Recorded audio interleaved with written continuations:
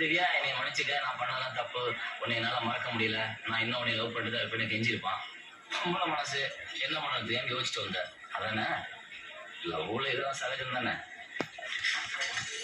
திவ்யா நீ என் ஃப்ரெண்டா? நீ என் ஃப்ரெண்டா? சொல்ற நீ என் ஃப்ரெண்டா? எங்க crazy?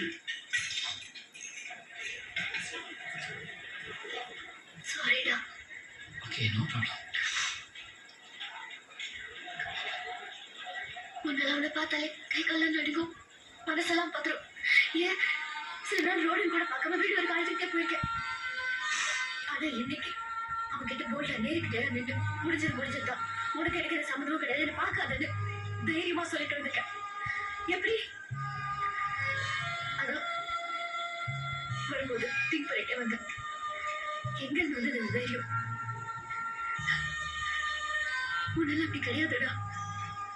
ரொம்ப கோழையா இருந்தேன், ரொம்ப பயப்படுவேன். ஆனா இப்போ நீ இருக்கிறதுனால தைரியம் வந்திருக்கு. எதுவா இருந்தாலும் என் நண்பன் கூட இருக்க அந்த தைரியம் தான்.